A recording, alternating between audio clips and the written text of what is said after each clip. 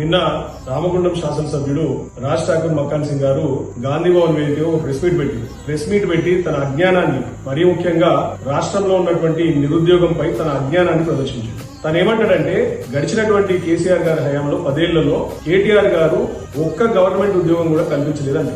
మరి వీరికి కనీసము ఈ సబ్జెక్టు పై ఏమైనా అవగాహన ఉందా లేదా అని ప్రశ్నిస్తుంది.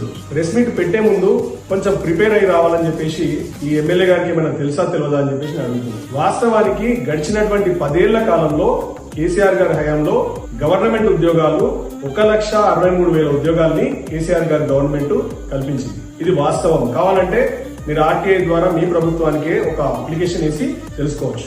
పబ్లిక్ సర్వీస్ కమిషన్ ద్వారానే 28,000 ఉద్యోగాలు ఇచ్చినారు.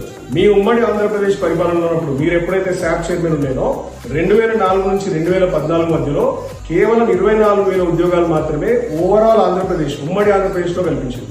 తెలంగాణ వాటా దాంట్లో ఒక 40% అనుకుంటే ఒక 10,000 ఉద్యోగాలు, 10 ఏళ్లలో 10,000 ఉద్యోగాలు అంటే ఏడాదికి ఒక 1000 ఉద్యోగాలు మాత్రమే.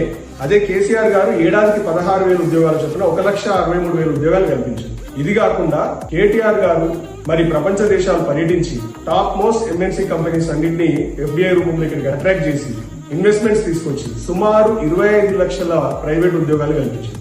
ఓన్లీ హైదరాబాద్ లోనే మీరు పదవి వదిలిపెట్టే సమయానికి 2014 వరకు తెలంగాణ రాకముందు 3.5 లక్షల ఐటీ ఉద్యోగాలుంటే 58,000 కోట్ల ఐటీ ఎక్స్పోర్ట్స్ అయితే కేసీఆర్ గారి ప్రభుత్వం దిగిపోయే నాటికి 9 లక్షల ఐటీ ఉద్యోగాలకు ఎగవాకి 3.5 లక్షల కోట్ల ఐటీ ఎక్స్పోర్ట్స్ కి ఎగవాకి. ఈ విషయం మీకు తెలుసా? 25 లక్షల ఐటీ ఉద్యోగాలు, ఫార్మా ఉద్యోగాలు, మిగతా ప్రైవేట్ రంగంలో ఉద్యోగాలు కల్పన జరిగింది. రియల్ ఎస్టేట్ అనుకోండి, ఇంకోటి. ఇవన్నీ మీకు కళ్ళుండి కనబడలేనటువంటి కబోదిలాగా మీరు మాట్లాడింది. మీరేం చెప్పిండ్రు ఎన్నికల ముందు? నిరుద్యోగుల చెవుల్లో పువ్వులు పెట్టి రాహుల్ గాంధీ గారిని తీసుకొచ్చి అశోక్ నగర్ కి 2 లక్షల ఉద్యోగాలు మొదటి ఏడాదిలోనే మీరు కల్పిస్తానని చెప్పిన మాట వాస్తవమా కాదా? ఉద్యోగాలంటే గవర్నమెంట్ ఉద్యోగాలు. ఇప్పటిదాకా మీరు ఇచ్చినటువంటి ఉద్యోగాలు కేవలం 10-15,000. మీరు చెప్పుకుంటున్నటువంటి 60,000 ఉద్యోగాల్లో కూడా 45,000 ఉద్యోగాలు నోటిఫికేషన్లు జారీ చేసి ఇంటర్వ్యూలు కండక్ట్ చేసి కేవలం ఆ నియామక పత్రాలు ఇచ్చే సమయానికి ఎలక్షన్ రావడం వల్ల ఆగిపోయింది. ఆ 45,000 ఉద్యోగాలు కూడా కేసీఆర్ గారి ప్రభుత్వం ఇచ్చినటువంటివే. మీరు చేసింది ఏమీ లేదు దాంట్లో. మరి మీరు 2 లక్షల ఉద్యోగాలు ఏడమైనాయి రాజ్ ఠాకూర్ గారు? మీరు ప్రతి ఏడాది కూడా జాబ్ క్యాలెండర్ రిలీజ్ చేస్తున్నారు. అది ఎక్కడమైంది? కనీసం గ్రూప్ అని కూడా సరిగ్గా నిర్వహించలేనటువంటి దుస్థితిలో ఉన్నటువంటి మీరు కేటీఆర్ గారి గురించి మాట్లాడడం అంటే దయ్యాలు వేదాలు అందించినట్లుంది.